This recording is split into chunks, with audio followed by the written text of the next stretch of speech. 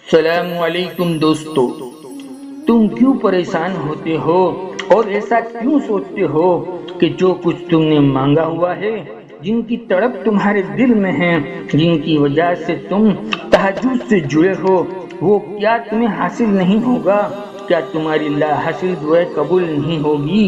یہ سارے دکھ صرف 3 لفظوں میں آ کر ختم ہو جاتے ہیں، اللہ ہے نا۔ جان رکھو، جب تم اپنی کسی ناممکن دعاؤں کو تمہارا نصیب کرنا چاہتے ہو نا، تم اپنی قسمت کو بدلنا چاہتے ہو نا، تو تمہارا رب تمہیں قبولیت کے خاص اشارے ضرور سامنے کرتا ہے۔ جان رکھو، تمہیں ایسا لگتا ہے کہ تمہارے رب نے تمہیں وہ نعمتیں نہیں دی جو تم اس سے مانگ رہے ہو، اور وہ نعمتیں دوسروں کے پاس موجود ہے، لیکن ایسا کیوں نہیں سوچتے کہ اللہ نے آپ کو ان جیسے حالاتوں سے نہیں گزارا؟ جان رکھو، آج تم سچے دل سے دعائیں مانگنے کے بعد بھی محروم رہ گئے ہو، تو اس محروم دل کو کبھی مایوس نہ ہونے دینا، کیونکہ تمہارا دل وہ مخلص خزانہ ہے جو تمہیں صحیح اور غلط کے بارے میں راستہ دکھاتا ہے۔ حضرت علی رضی اللہ تعالیٰ عنہ فرماتے ہیں کہ اگر تم اس وقت مسکراتے ہو جب تمہارا دل پوری طرح ٹوٹ گیا ہو، تو یقین جانو دنیا میں تمہیں کوئی نہیں توڑ سکتا۔ جان رکھو، تمہارے رب کی ایک صفات ہے القادر، یعنی ہر شے پر پوری قدرت رکھنے والا۔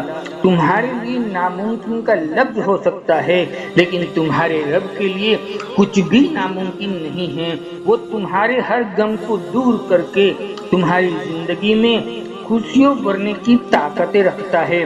میرا رب قرآن میں فرماتا ہے، یہ قرآن اس زبردست ہستی کی طرف سے نازل کیا گیا جو آسمان اور زمین کی بادشاہت کا تنہا مالک ہے، جس نے نہ کسی کو بیٹا بنایا اور نہ ہی اس کی بادشاہت میں کوئی شریک ہے۔ اس نے ہر چیز کو پیدا کیا اور ہر چیز کی خاص تقدیر مقرر کر دی ہے۔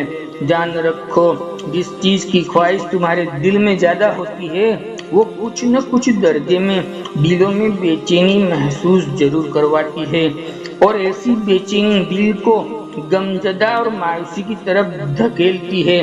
اگر آج تمہارا دل کسی ایسی خواہش میں مبتلا ہے جس کا انجام معلوم نہ ہو کہ مزید انتظار کرنا چاہیے یا اس کو بھول جانا چاہیے، تو جان رکھو جس چیز کی آپ خواہش کر رہے ہو نا اور تمنا کر رہے ہو نا، ہو سکتا ہے کہ وہ آپ کی آزمائش ہو، ممکن ہے کہ وہ تمہاری تربیت کے لیے آئی ہو، اور یہ بھی تو ممکن ہے کہ یہ بے چینی تمہارے گناہوں کا کفارہ بننے والی ہو۔ جان رکھو، تمہارے رب سے بڑا تمہارا کوئی بھلا چاہنے والا نہیں ہے۔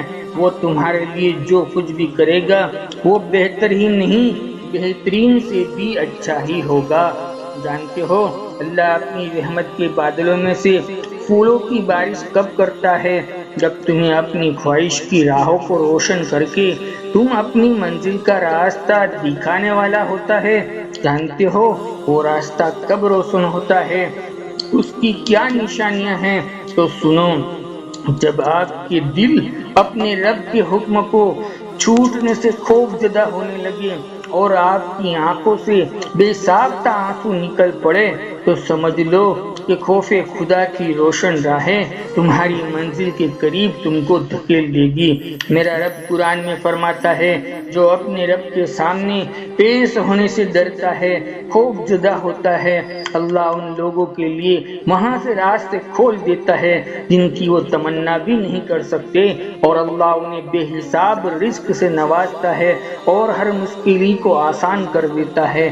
جان رکھو، آج تمہارا دل بار بار کسی چیز کی طلب کر رہا ہے اور تمہارا دل کے شک کے دائرے میں مبتلا ہو گیا ہے، کام بنے گا یا کام نہیں بنے گا، یہ چیز نصیب میں ہے یا نہیں ہے، تو سنو، تمہارا رب نکتے نواز ہے۔